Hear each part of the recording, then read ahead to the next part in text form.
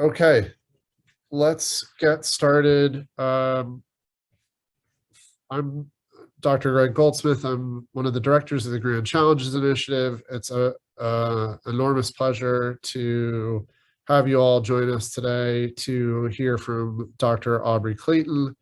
Dr. Clayton studied math at the University of Chicago and then at UC Berkeley, and has done a number of things since: teaching some math, writing about some math, actually doing some math, and in particular has thought a lot about statistics and how they can be used as perhaps a force for good or a force for less than good, and is going to talk to us about that today. Before we got on the call, he did explain to me a little bit about the Erdős number, which is, for those of you that have perhaps heard of 6 degrees of Kevin Bacon, the Erdős number is the math equivalent of being connected to celebrity. And so I will put that into the chat for you so that you can figure out exactly what I mean by that. But it's kind of a cool tip of the hat to a famous Hungarian mathematician. And without further ado, I will, there's the Erdős number. I will hand the floor to Dr. Clayton to talk to us about statistics. Thanks again for joining us today. Thank you. Thanks, Greg. Go ahead and share my slides here. It's a great pleasure and an honor to be here to talk to you about statistics and probability. And what I want to convince you of by the end of this talk, I think, are 3 propositions concerning these fields. Number one, that they are counterintuitive, tricky, full of traps and paradoxes and otherwise beguiling things. Number 2, that they are generally poorly taught and poorly understood by even experts in the field and people who use these things professionally and really ought to know better. And number 3, that they are vitally important in today's society in all manner of different ways. And I think if you're willing to accept those 3 propositions, then you will start to see that this is a very potent combination, right? This really starts to seem like quite a serious problem, a real kind of crisis on our hands, and something with very high stakes, something that sort of urgently needs our attention. So I hear that you are in the market for grand challenges. So here's my grand challenge to fix that. Okay, that's what I'm working on and what I hope some of you will join me in working on. So before we get there, I want to talk about foundations, which is really going to be my subject today. So foundations are unfortunately kind of the thing that almost nobody wants to talk about. And if you go into the sort of discourse on statistics and science and statistical practice and methods these days, you will find a lot of attention being paid to what I consider to be the more cosmetic issues. So just like with the foundations of a house, I think it's often the case that these cosmetic things, the things that are visible, things in the world of science like publication bias and the failure of replication studies and concerns over methods and effect sizes, and et cetera, often these are kind of just symptomatic of a much deeper problem, which is something very inaccessible and way down in the foundation, some kind of real kind of crack. And I think that is what's going on today in probability and statistics. And so what I am here, I think, to do is be the bearer of bad news and say, no, unfortunately, the reason that window doesn't close right on the top floor is that there's a problem with your foundation, and it is going to be very expensive and time consuming to fix, but that's where we need to focus our attention. We're never going to solve these problems until we address that. So to get there, we're going to start from the top and work our way down.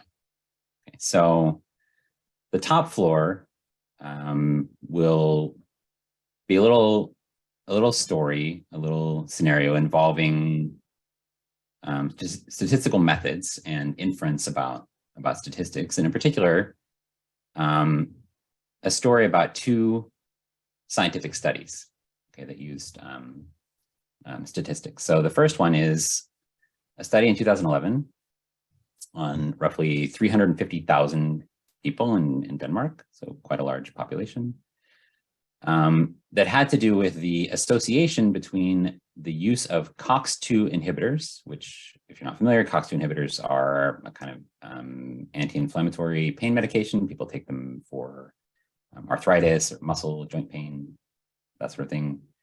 The association between those drugs and a kind of heart arrhythmia called atrial fibrillation.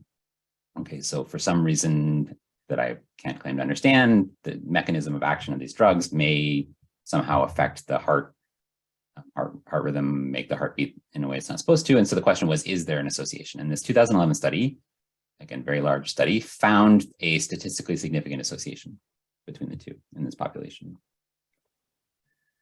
Okay.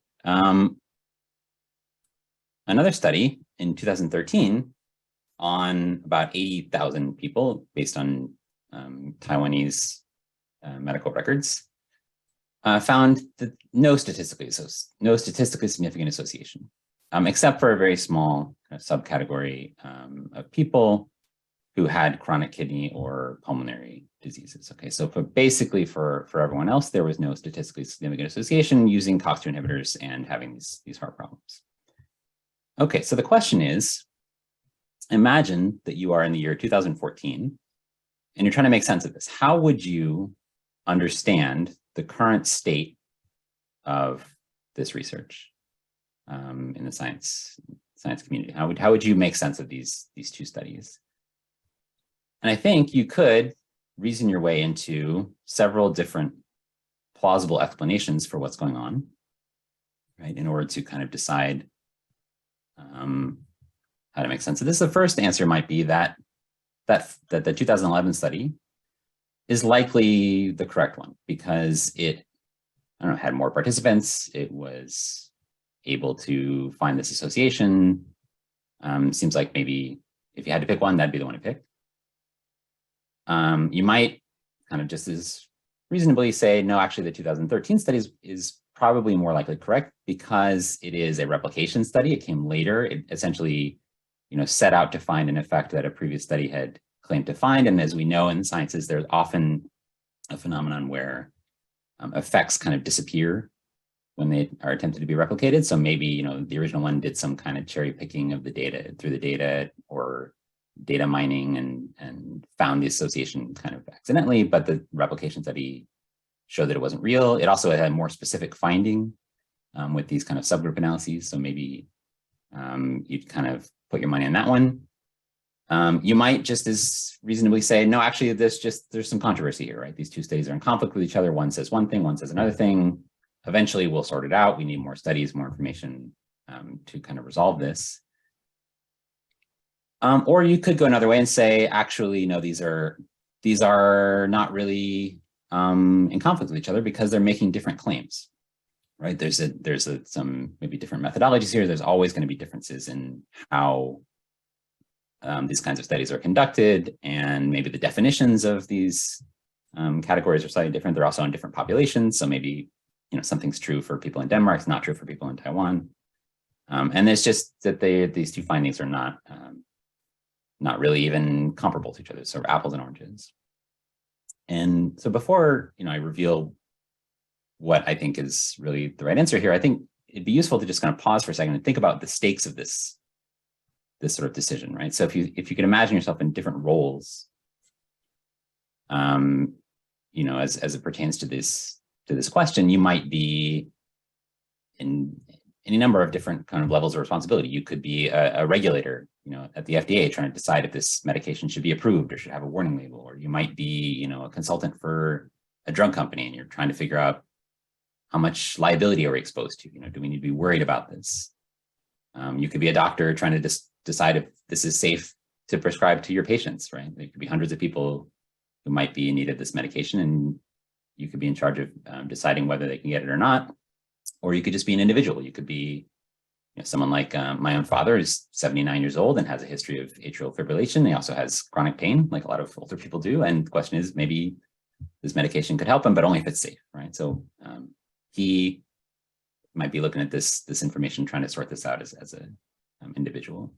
So, there's really just a lot riding on this is the point. I think it could be, depending on who's making the decision, this could be a life or death kind of decision. It could be a multi-billion dollar sort of industry level decision. But there's a lot at stake here, is the point. And yet here we are presented with the fact that we've got these two studies that are both very reputable, both published in prestigious journals, both done very, very well conducted. And they seem to have opposite conclusions from each other. One is statistically significant, one is not statistically significant. And the answer then, just to give it away, is actually those two studies are not at all incompatible. They are saying essentially the same thing. Those two studies found in the data basically the same phenomenon.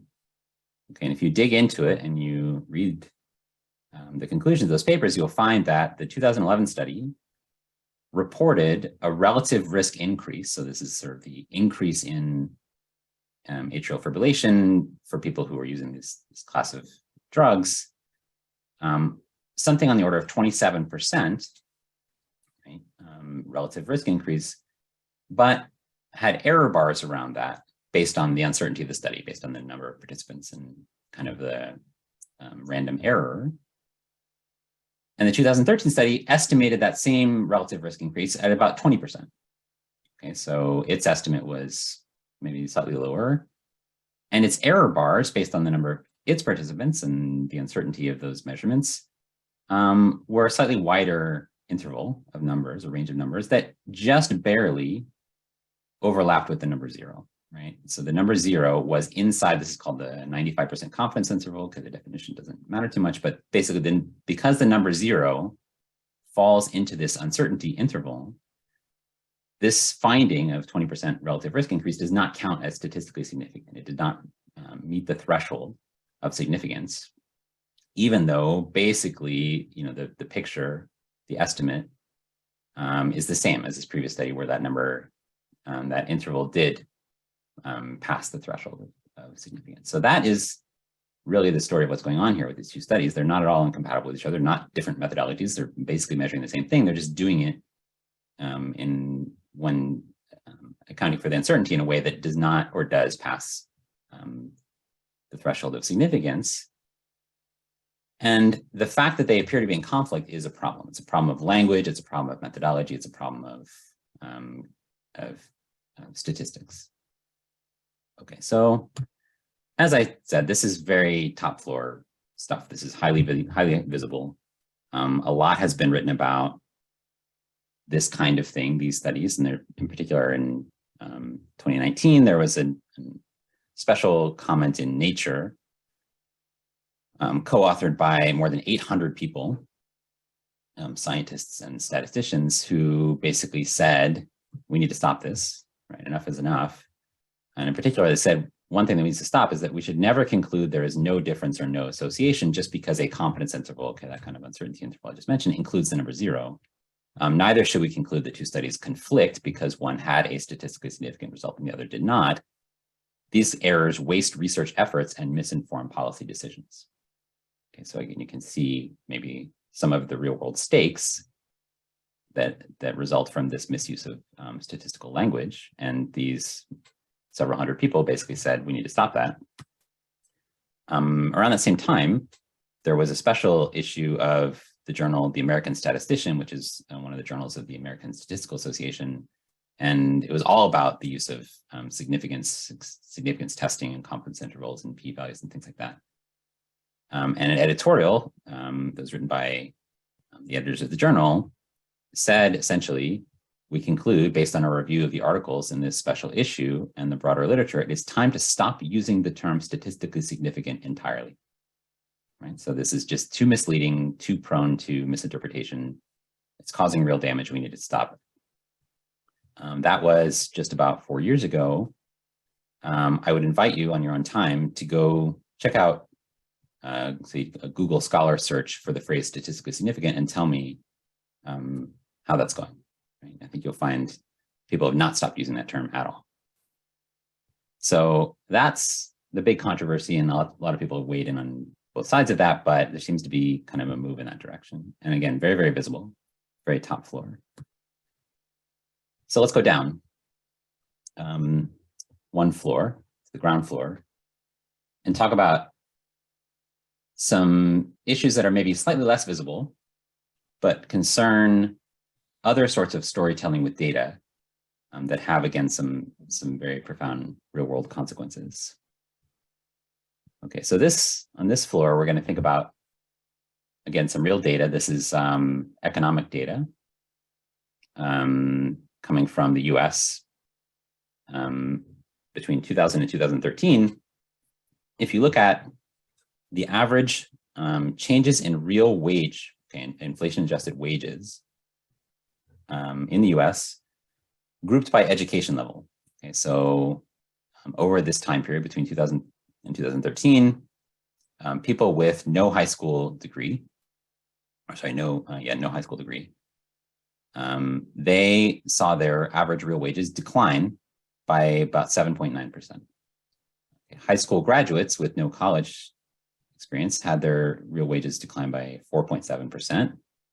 People with some colleges minus 7.6%, and bachelor's degree or higher, the change was about minus 1.2%. So the question is, based on that information, and okay, given that understanding you don't really have sufficient amount of information to answer the question, but what would you kind of guesstimate as the overall change in real wages for the population as a whole? Right. So you think about like, well, how many people are in each category, and what would we sort of have as this sort of maybe weighted average of these changes? And you might guesstimate that somewhere between -1 and -3, -3, -7, -5, -7, minus less than -7, depending on maybe your view of society. I'll give you all a second just to commit to an answer before I reveal the truth, which is that actually it did not decline by any of those amounts. In fact, the overall change in real wages averaged in the population went up by about 0.9%.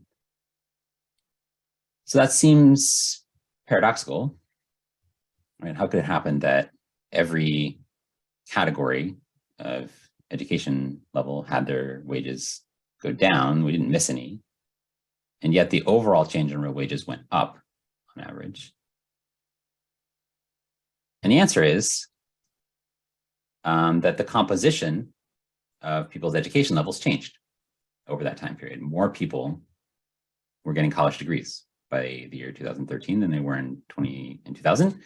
And if you look at kind of the graph of the percent of the labor force in each category, you would see, for example, the green line here is people with bachelor's degrees. The blue line is people with sort of advanced degrees or associate's degrees. The orange line, all three of those are trending upwards over that time period, right? Whereas people with no diploma, the purple line, some college was kind of steady. Those are the lines were trending downwards, right? High school. So basically, when you look at these average wages at the beginning and the end of this time period, you're averaging over different distributions, different populations.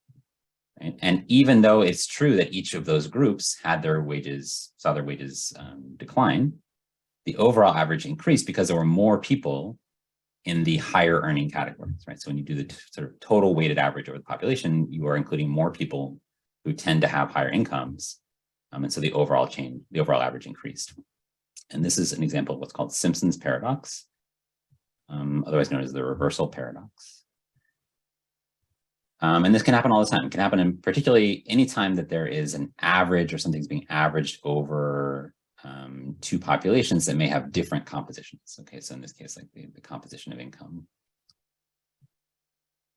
And what I want to kind of just flag here as a question is, it's not immediately clear, I think, which of those stories that you could tell with the same data is really the right one, right? Which of these analyses is relevant? I mean, first of all, in order to even do this analysis, you would need to know to look at wages by education level, right? So if you didn't know that that was kind of an important category, you didn't have a reason to group people that way, you might just see this one overall average going up and think, okay, wages went up.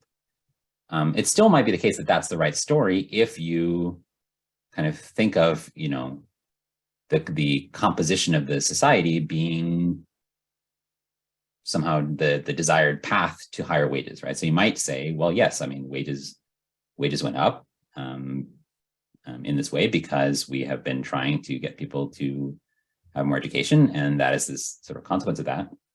And this other one, this sort of decrease for each education level, that's an artifact of the data. But you could just as well, I think, tell the story the other way, which is that really what we should be concerned about is the wage decreases for people in different education levels, and the fact that the overall average went up is masking that, right? So I think, you know, which of those is relevant is kind of open to interpretation. It's a little bit subjective, and I think just want to kind of put a pin in that and return to that point in about 20 minutes. All right, so to give you kind of some examples, as I said, you know, this is pretty widespread. This phenomenon comes up all the time in various different analyses. One place that's been extremely visible in the last few years is in COVID statistics. So some of you may know Alex Berenson, who's a very prominent kind of anti-vaxxer, vaccine skeptic in times of COVID, wrote a very prominent piece that said in the UK, adults under 60 who had received COVID vaccines were dying at about twice the rate of unvaccinated people. Okay, in that same age cohort. And if you look at that data, that is an accurate statement, right? So these two lines here are, you know, the sort of per capita death rates for people who had received a vaccine and people who had never received a vaccine. And he uses to conclude the vaccine is killing people. It's you know, it's elevating the risk of death, and therefore, you know, it's dangerous. We should stop it. Turns out that is an artifact of the data, because the distributions of ages between these two groups are different, right? So older people in basically every cohort, every group, tend to have higher take-up of vaccination rates. They also are more likely to die from all causes, right? So if you look at just a group of people by age, group 10 to 59, the people who are vaccinated, right, the sort of orange line people, they tend to skew older within that group versus the overall, or versus the blue line people who don't get vaccinated tend to skew younger and will have lower risk of death overall. And so that's why he earned the name "The Pandemic's Wrongest Man" by Derek Thompson at The Atlantic. Said basically, you've just misinterpreted this data completely. Another very visible example of this, and another very high stakes issue the last few years, had to do with the rates of police use of excessive force and whether that exhibits racial bias. So Heather McDonald, another conservative commentator, and the Wall Street Journal wrote this piece about how systemic police racism is a myth, that you actually look at the rates of police use of violence and you average per encounter with the police. So you take, you know, basically the number of people who are killed divided by number of times people were arrested, people who encounter police, that Black people don't experience any higher rate of police use of force. In fact, they experience lower rates of police use of force. So there's no evidence of widespread racial bias, except maybe in the opposite direction of what people kind of commonly say.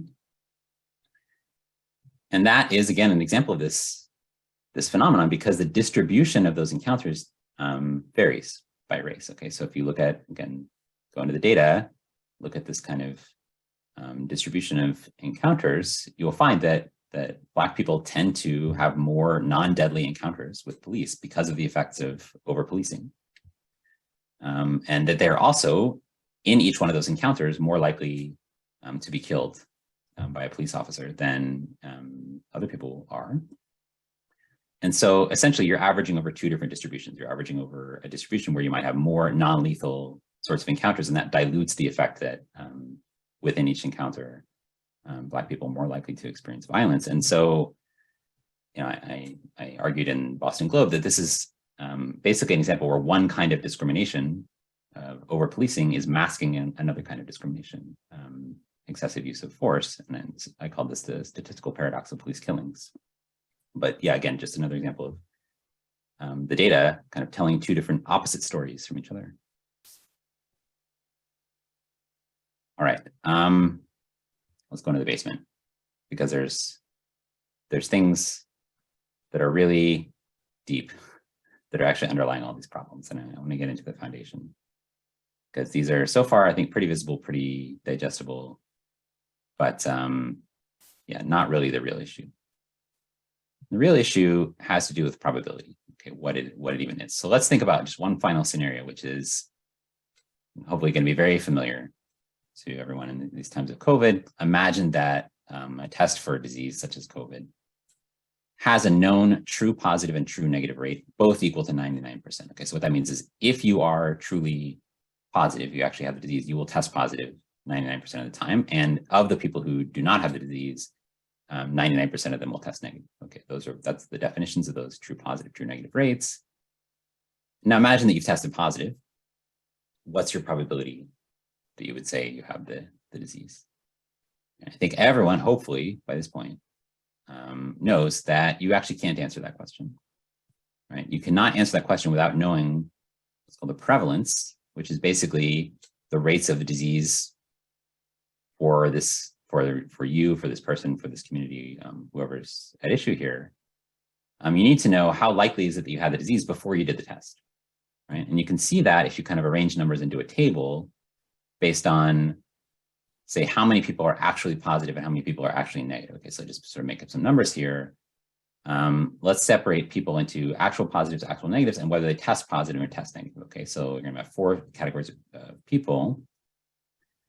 The two numbers that are quoted in the problem, the true positive rate, true negative rate, are basically the ratios of these column numbers, right? So the true positive rate is the percentage of the actual positive people who test positive. The true negative rate is the percentage of actual negative people who test negative. And this, for this table, those are both 0.99 and will be. The number we actually care about goes the other way. The number we care about is called the positive predictive value, which is to say, of the people who test positive, what is the percentage that are actually positive, right? That's what you're given. That you tested positive, you want to know what is the chance that you're in column 1 versus column 2. And that goes horizontally, right? So actually for these numbers, that works out to be the same. So this is sort of not too compelling at this point, except if we start adding maybe a couple of zeros to each of these numbers in the right-hand column, right? So basically, if we inflate the number of people who are actually negative, we make the disease more rare in the population, we can preserve the true negative rate, right? That factor of 100 doesn't matter when we divide one number by the other. However, we will start decreasing the positive predictive value because we had a lower probability from the start of being positive. Right? And we can do that basically as much as we like. So let's slap a couple more zeros on there and find actually the positive predictive value might go down to less than 1% if the disease is very, very rare, right, from the beginning. Okay, so this is the kind of thing we need to know before we can start analyzing this test result data. We need to know what's the relative weight between these two columns. How many people were actually in column 1 versus column 2? Or what would you assign as your probability of being actually positive before you start interpreting the test result? Okay, in the world of medicine, that is called base rate neglect. That's such a famous mistake that has a name. And doctors get this wrong all the time. Test accuracy rates without prevalence are frequently misinterpreted. Thankfully, more people are kind of more fluent in this than maybe in the past, so we're getting better at it, but that's what it is. When you neglect the base rate of occurrence, you can be led to some bad conclusions. The same error of thinking shows up in the world of law. It's called the Prosecutors Fallacy, and basically has the same template, right? You have say the imaginary prosecutor of some case says something to the effect of, if the suspect is innocent of some crime, the facts of the case or observations made in the case would be very, very unlikely. Therefore, we conclude suspects very likely guilty with high probability. And a few sort of prominent examples of that, going back to the 60s, a very famous case of Janet and Malcolm Collins, the argument was presented that the chance of them matching all the descriptions of a suspect of a robbery, just by chance, that the odds were 1 in 12 million. Very famous case of Sally Clark, who had 2 children who died of SIDS, and she was prosecuted for their murder. The argument at her trial was that the chance of a family such as hers having 2 children just die unexpectedly without any real cause, really no explicable cause, is 1 in 73 million, so a very, very small number. There was a similar case of Lucia de Burke, who was a pediatric nurse and had several patients in her care either die or come close to dying. And the argument at her trial was that the chance of all of these things happening to one nurse in over the course of a year was something like 1 in 342 million. Okay, very, very small number. And even more recently, there was someone named Dream, who maybe the younger people have heard of, who's a video game streamer, was accused of cheating in the game Minecraft. And the argument that has been presented in support of that claim is that the chances of him obtaining all of the necessary items he had to get in order to complete this run of the game in some fast way, I can't really explain. The chance of all that happening was 1 in 7.5 trillion. Okay, it's an extremely small number. All of those kinds of probability arguments are in fact meaningless, right? None of those numbers really means anything without this prior probability. So basically, these are the equivalent of the accuracy rates of tests, right? If someone is positive, the chances of them testing positive are X, where actually what you need to know is the prior probability, right? So what was playing the role of the prevalence in the last example would be the prior probability that the suspect is guilty in order to balance these two things, right? So you need to consider the fact, well, maybe, for example, Sally Clark is accused of murdering her 2 children. That's a very, very unlikely thing to happen, right? So we have to kind of weigh these 2 probabilities. But without that prior probability, this single number doesn't mean anything, right? Useless. Okay. So these are some of the fallacies. This is basically just different names for the same thing. Base rate neglect, prosecutor's fallacy. It's also called the fallacy of the transposed conditional because of the direction of the conditionality, right? These probabilities are if hypothesis, then the data is unlikely. Whereas what we care about is, given the data, we want to know what's the probability of the hypothesis, right? You have to go the other way around. These are all special cases of what I call Bernoulli's fallacy. And if you want to know why I call it Bernoulli's fallacy, I'd recommend this excellent book called Bernoulli's Fallacy, Statistical Logic and the Crisis of Modern Science. All right, so we're nearly there at the foundation. I want to give you one more story to illustrate the problems of statistics. And that is this. Okay, so imagine again, one more study.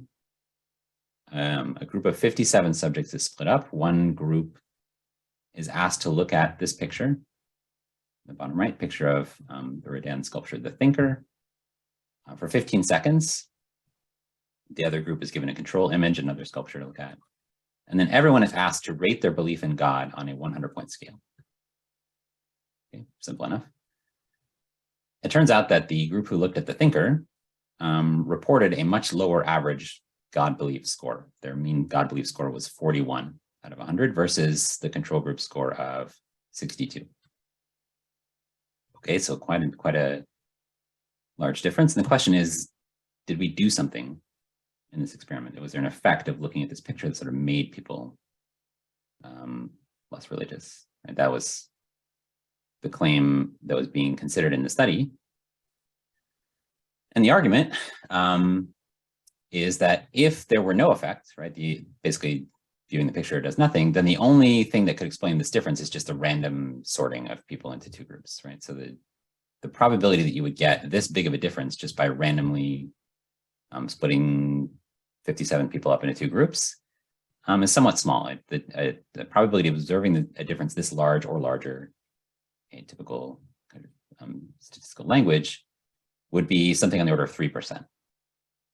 Okay, so I hope by now you can recognize the template of that argument. If the hypothesis is true of no effect, then the probability of this data would be very small. It's exactly the same structure of argument as if someone is negative, the chance of them testing negative is very small. If someone is innocent of a crime, the chance of this thing happening to them is very, very small. Okay, same probability, has the same lack of content, except the problem with this is that this is not a recognized fallacy. This is statistics. This is standard practice. This was a published study in the journal Science, 2012, very prestigious journal, was cited hundreds of times in the literature. And it's actually, I pick it out not because it's egregious, but because it's pretty bog standard, right? This is how data is analyzed in the world of science. Based on these low probabilities, if the hypothesis of this is called the null hypothesis, right? If that were true, the probability of the data would be very small. Therefore, we reject the null hypothesis. That is the standard practice in the world of statistics. And it is exactly the same as these other two things that we have recognized as fallacies in the world of law and medicine. Okay, and what's missing is the prior probability. What prior probability do we assign to this theory? Okay, just as before, we didn't have the prevalence of the disease. We didn't have the prior for the theory of somebody being guilty of a crime. We don't have a prior probability for this theory that looking at a picture of a statue for 15 seconds can make you, 35% less religious. And because that is missing, right, we have a real problem. Right? This is a foundational problem. I think this goes all the way back to the top floor where we had statistical practice and methods being questioned. The reason that they are questionable is because the logic of them is kind of broken at the foundation.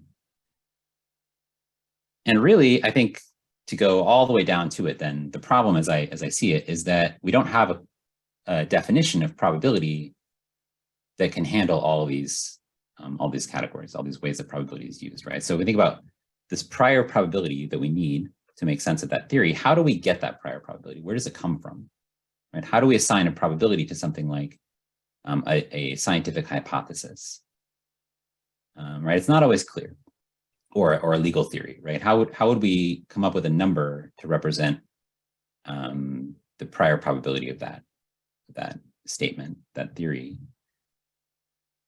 And the reason that is difficult is that often, for most people who learn about probability and statistics, probability is defined usually in terms of something like relative proportion, right? How often something happens, what percentage of people, have some characteristic, what percentage of possible outcomes correspond to the event in question, or how often, in a frequency sense, if you do lots of trials, how often something comes up. But if that's what you think about probability, then how do you come up with probabilities for these things like prior probabilities for a research theory, right? Or even probabilities for one-time events or past events, right? Theories of what happened or predictions about what's going to happen if there's only one possible opportunity for it to happen. So an example, it's come up a lot since 2016. There was this claim by sort of election forecasters that Trump had a 29% chance of winning the 2016 US presidential election. That only happened one time. Right? So in what sense was that a relative proportion, right? Relative to what? What were the 100 possible things that could have happened at which 29 involved him winning the election? Or in what sense could we repeat that election thousands of times and 290 of them he would win? Doesn't make any sense. However, there's a flip side to that, which is that if you want probability to mean something like degree of belief, which is kind of what we were getting at with these prior probabilities and theories and hypotheses, then how do you account for the other kinds of probabilities when there is a known frequency, right, and a right answer to the question? Right? If you go into a casino and you start trying to bet on a game like roulette, you might ask the question, well, what's a favorable or fair odds for this game? Right? Are the payoffs kind of structured correctly? And the answer to that is not going to involve anything about your degree of belief. It's going to involve the frequencies with which, the roulette ball falls in the different pockets. And then you can come up with an answer. So there's a tension here, fundamental tension, and this is really the kind of foundational crack in these fields of what even does probability mean, right? What is the definition of probability? Where does it come from? And then how do we make sense of all of these different ways that we need probability to function and the roles that we need to play when we're talking about, random variation in the data, which is a very kind of frequency-oriented view of probability, colliding with prior probabilities where we need to use a kind of more subjective degree of belief, degree of confidence version of probability. And again, if I can give a little bit of advertisement, I'm not going to answer this question today, but there are answers I think that are compelling, and this is where we can start to rebuild the foundation and repair these problems. But we have to get back to this question: okay, what is probability? All right. Now, actually, there's a little bit more excavation to do, which is I think that underlying all of this is a question of essentially scientific philosophy. And that is to say that when you get down to this level of trying to figure out what probability is, what do we mean by these numbers when we use them in these different frameworks, there are some very hard and very unavoidable philosophical questions, such as, is probability something we measure? Where does it come from? Does it originate from outside of us, or does it come from inside of us somehow? And if it's based on information, then whose information should it be based on? Should it be based on mine, yours, consensus, right? How do we reconcile that fact that we might have different numbers if we're using our own kind of personal information to come up with these assignments? And the second kind of then extension of that is, well, how do you even know what information you have? How do you know what you know, right? If I have to audit all of my information in order to use it to assign a probability, then I need to basically know that I know that I know that I know that I know. And that is a very kind of sticky philosophical point. And then I think the other thing that this naturally kind of invites is the question of objectivity. Are we being kind of biased if we let our own personal degrees of belief and our personal information enter into our interpretations of the data? And is that somehow corrupting? Can statistics or science ever really be objective if that is part of the process? Is objectivity even desirable? Right? What does it mean to be objective if we think that, as I mentioned in the Simpsons Paradox example, the stories we tell with data is kind of open to interpretation, right? Well, then how do you know that you haven't been the victim of some wishful thinking? You've been deceived by the data somehow based on what you wanted to see. It's a hard question. Final question, even more kind of esoteric. When we talk about things like, the existence of a statistically significant association or effect, is existence or even the thing that we should be talking about, scientifically speaking,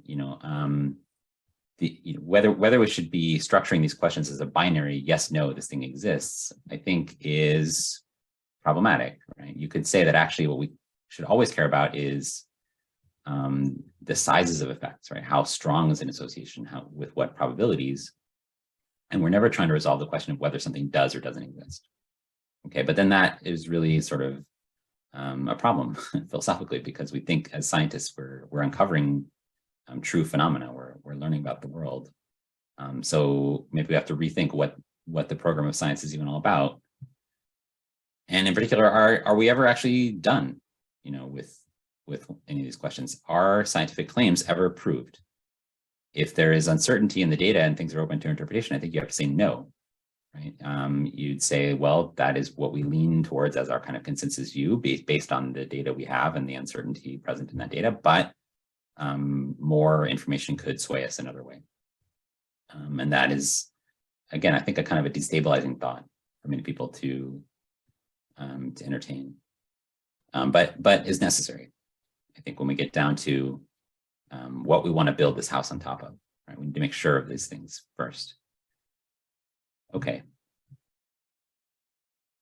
So the final provocation that I want to leave you with, just the couple minutes we have there, is that I think, for many people, statistics appears to be kind of an esoteric, highly technical, kind of mathy field.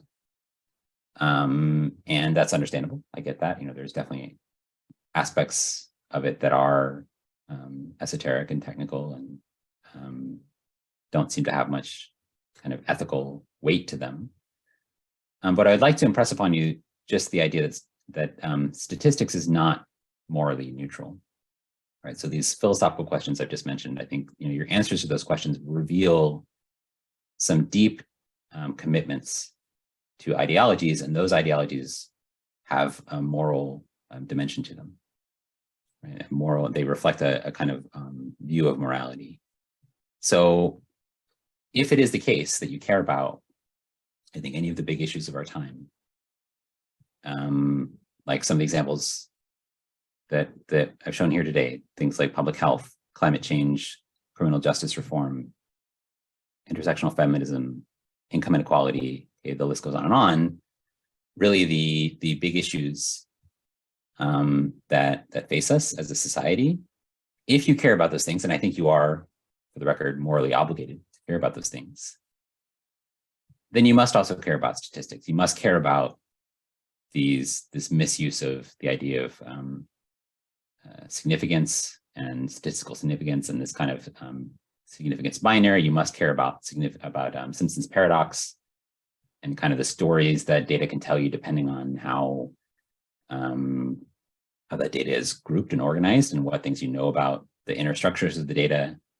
You must care about the transpose conditional fallacy and the differences between hypothesis given data versus data given hypothesis. All of these things are relevant because this is very much the language with which these arguments are being had, right? So if you are on one side of one of these issues and you imagine someone else is resisting that that cause that you're trying to advocate for, somewhere in the halls of power, in a committee report or a memo or an amicus brief or a study, there will be some claim that's being made using data and statistics, and it may be and probably will be employing one or more of these fallacies and these misleading forms of argumentation. And it's, I think, incumbent on you to learn how to criticize those arguments and find the holes in them and do better.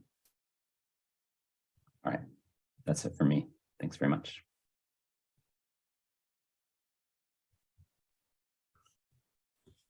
Thank you, Dr. Clayton. You have burned statistics to the ground here. And so Good.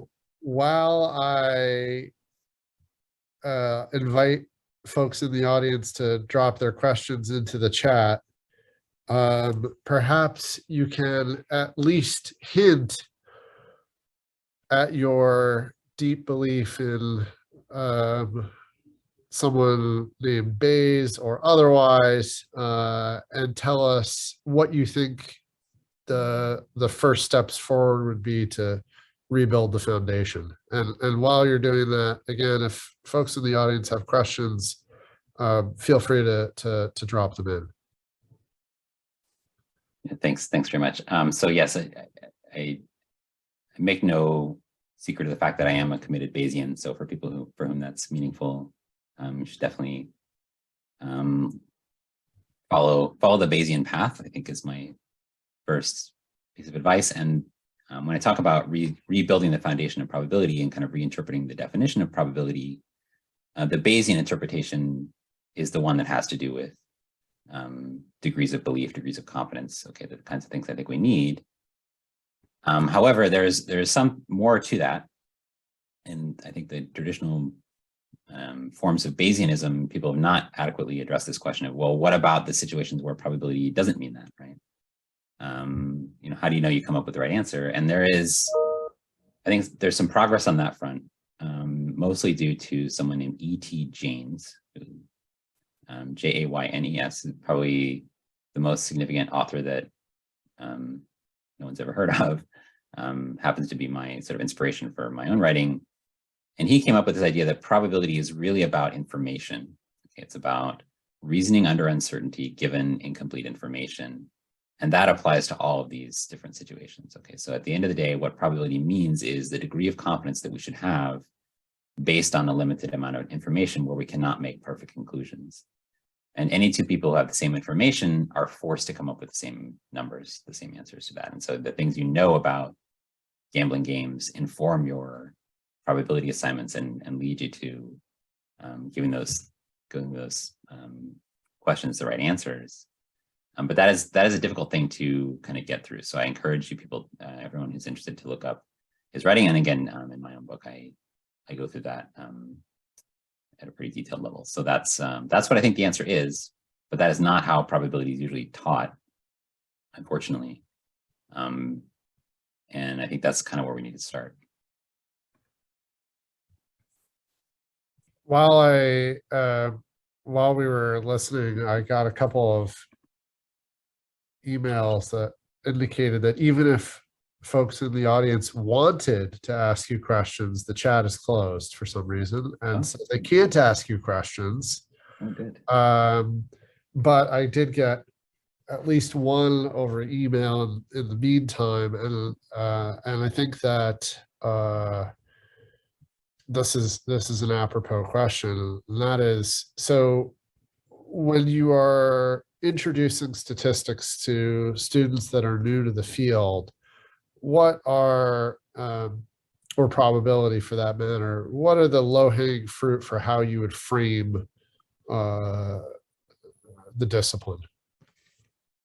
Yeah, that's a great question. I mean, so my own teaching is very much focused on this question. The people I end up teaching mostly are themselves teachers, people who teach statistics at the secondary level, and have been struggling with these issues for their whole lives and having a hard time making sense of it for their own students. So I think it's a particularly kind of ripe audience. Where I begin things is again with the definition of probability, and I try to go through some of the examples that I've shown here. So I think that most people start with simple examples like rolling dice and flipping coins, where there's kind of manifestly a right answer. But I like to start with questions of inference. So basically, like, you've observed something, you're trying to make sense of it and trying to assign a probability to a theory. What are the necessary ingredients of that process? And I think if you think through that very slowly and methodically, you'll come up with things like the prior probability for the theory before interpreting the evidence as a necessary component. So I think it's a disservice to students to start with probability questions where the answers are kind of just like obvious. Their probability becomes basically a counting exercise of how many outcomes correspond to the thing you want.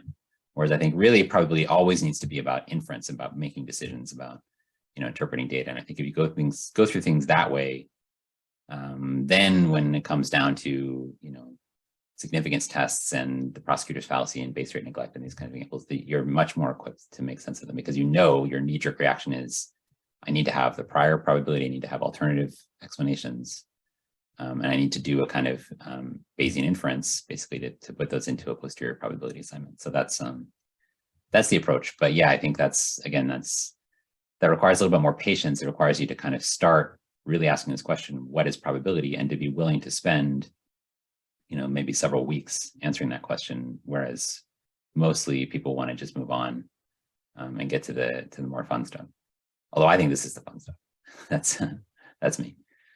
I think there's probably an entire hour to be spent on constructivist learning theory behind this, because what you're effectively saying in some ways is that you want to start with complexity and then break it down, which is not usually the way we teach. Okay, I did get what I think is a question from someone, a research scientist. Statistics answer the question not for a particular case, I'm going to read verbatim here, but for an average case. It is scientific modeling widely used in physics, for example, that answers question and defines what needs to be known to get the exact answer. Maybe it is important to compare the two, and I'll copy and paste this into the chat so that hopefully everyone can see it as written. So I think that what the question is getting after is the difference between models